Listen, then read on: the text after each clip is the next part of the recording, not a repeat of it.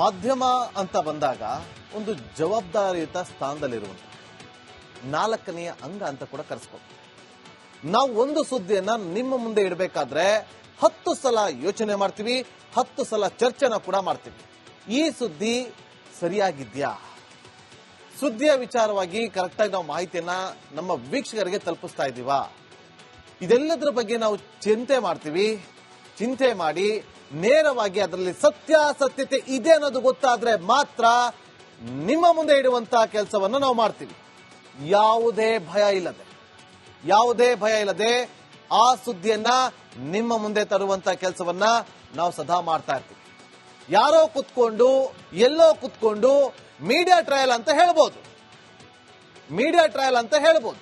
ನೀವ್ ಏನಾದ್ರೂ ಅಂದ್ಕೊಳ್ಳಿ, ಮೀಡಿಯಾ ಟ್ರಯಲ್ ಅಂತಾದ್ರೂ ಅಂದ್ಕೊಳ್ಳಿ, ಮೀಡಿಯಾ ಷಡ್ಯಂತ್ರ ಆದ್ರೂ ಅಂದ್ಕೊಳ್ಳಿ.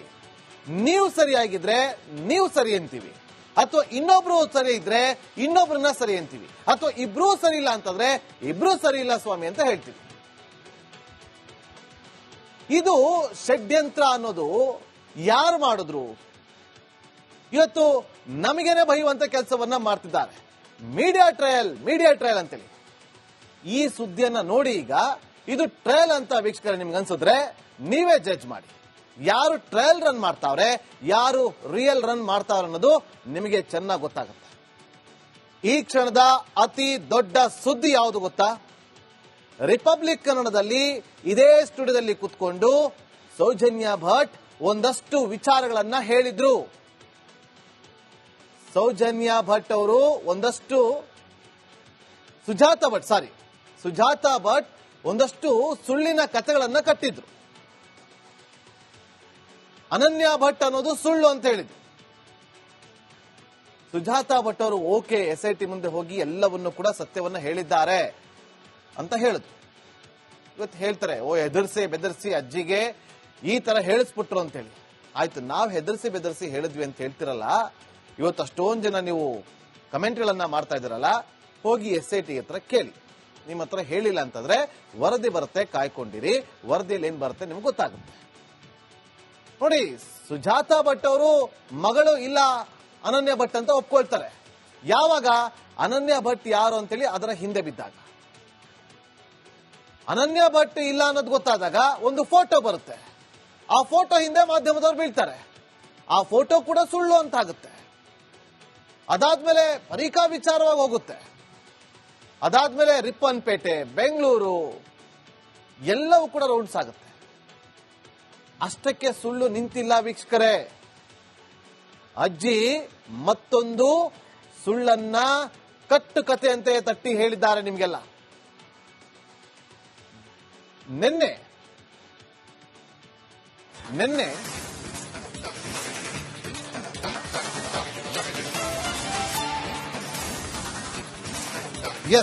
ಈಗ ಈ ಕ್ಷಣದ ಅತಿ ದೊಡ್ಡ ಸುದ್ದಿ ನಿಮ್ಮಿಂದ ಇಡ್ತಾ ಇದ್ದೀವಿ. ಸೌಜನ್ಯ ಕೇಸ್ನ ವಿಚಾರವಾಗಿ ಸುಜಾತಾ ಪಡೆದು ಹೇಳ್ತಿದ್ದ ಮುಂದೆ. ಸೌಜನ್ಯ ಕೇಸ್ ರೀಓಪನ್ ಆಗುತ್ತಾ ಇಲ್ವಾ ಅನ್ನೋದ್ರ ಬಗ್ಗೆ ಪ್ರಶ್ನೆ. ಈ ಕ್ಷಣದ ಅತಿ ದೊಡ್ಡ ಸುದ್ದಿ. ಎಲ್ಲದಕ್ಕೂ ನಿಮ್ಮ ರಿಪಬ್ಲಿಕ್ ಕನ್ನಡದಲ್ಲಿ ಉತ್ತರವನ್ನ ಕೊಡುವಂತ ಕೆಲಸವನ್ನು ನಾನು ಮಾಡ್ತೀನಿ. ನಿನ್ನೆ ಈ ಕ್ಷಣದ ಬ್ರೇಕಿಂಗ್ ನ್ಯೂಸ್ ನೋಡಿ. ನಿನ್ನೆ ಸೌಜನ್ಯ ಅವರ ತಾಯಿ ಕುಸುಮಾವತಿ ಅವರು ಹೋಗಿ SITಗೆ ದೂರನ್ನ ಕೊಟ್ಟು ಬಂದಿದ್ರು. ಆಗ ನಾವೆಲ್ಲ ದೂರಿನ ಪ್ರತಿಯನ್ನ ಓದಿದಾಗ ಎಲ್ಲಾದ್ರೂ SIT ಕೇಸ್ ರೀಓಪನ್ ಮಾಡುತ್ತಾ ಅನ್ನುವ ಪ್ರಶ್ನೆಯನ್ನ ಇತ್ತು.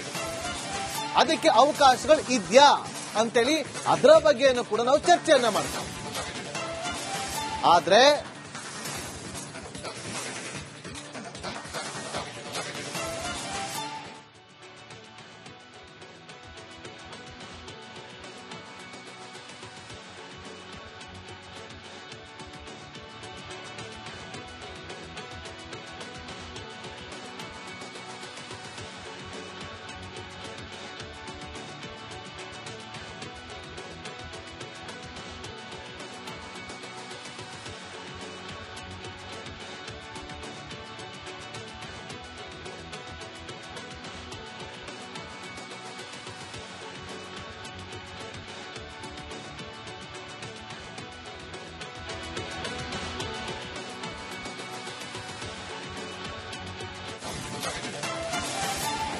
ಈಗಾಗಲೇ ಚಿಹ್ನೆಯನ್ನ ವಿಚಾರಣೆ ಮಾಡಿದೆ ಎಸ್ಐಟಿ. ಕುಸುಮಾವತಿ ದೂರಿನ ಆಧಾರದಲ್ಲಿ ಚಿಹ್ನೆಯನ್ನ ವಿಚಾರಣೆ ನಡೆದಿದೆ. ವಿಚಾರಣೆ ವೇಳೆ ಒಬ್ಬ ವ್ಯಕ್ತಿ ಹೇಳಿಕೊಟ್ಟಂತೆ ಹೇಳಿದ್ದೀನಿ ಅಂತ ಹೇಳಿದಾನೆ ಚಿಹ್ನೆಯ. ಹೀಗೆ ಹೇಳಬೇಕು ಅಂತೇಳಿ ಆ ವ್ಯಕ್ತಿ ಸೂಚನೆ ಕೊಟ್ಟಿದ್ದಾನಂತೆ. ರವಿ ಪೂಜಾರಿ ಬಗ್ಗೆ ಕೂಡ ಪ್ರಶ್ನೆ ಮಾಡಿರೋ ಎಸ್ಐಟಿ. ಆತ ಸತ್ತಿದ್ದಾನೆ, ಏನು ಮಾಡೋಕ್ಕಾಗಲ್ಲ, ನೀನು ಹೋಗಿ ಹೇಳು ಅಂತ ಹೇಳಿದ್ದಾನಂತೆ.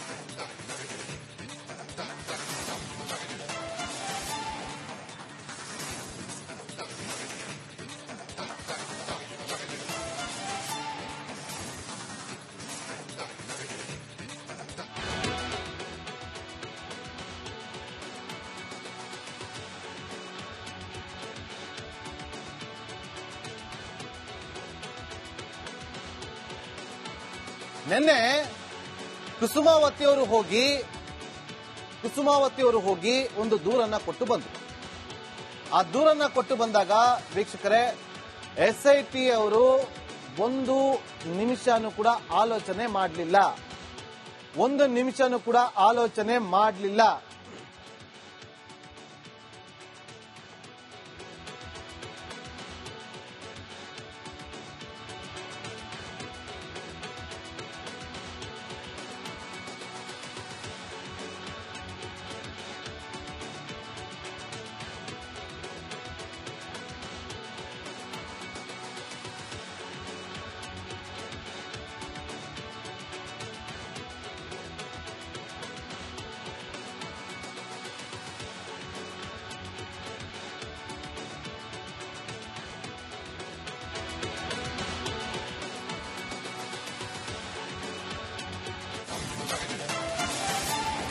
ಈಗಾಗಲೇ ಚಿಹ್ನೆಯನ್ನ ವಿಚಾರಣೆ ಮಾಡಿದೆ ಎಸ್ಐಟಿ.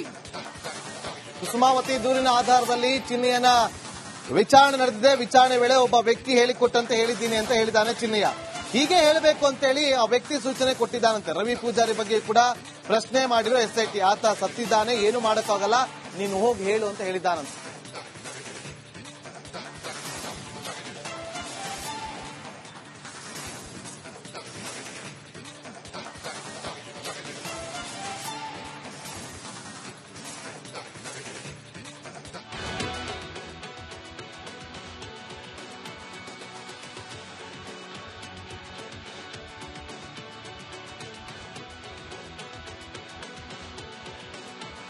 ನಿನ್ನೆ ಕುಸುಮಾವತಿಯವರು ಹೋಗಿ ಒಂದು ದೂರನ್ನ ಕೊಟ್ಟು ಬಂದರು. ಆ ದೂರನ್ನ ಕೊಟ್ಟು ಬಂದಾಗ ವೀಕ್ಷಕರೇ, ಎಸ್ಐಟಿ ಅವರು ಒಂದು ನಿಮಿಷನೂ ಕೂಡ ಆಲೋಚನೆ ಮಾಡಲಿಲ್ಲ.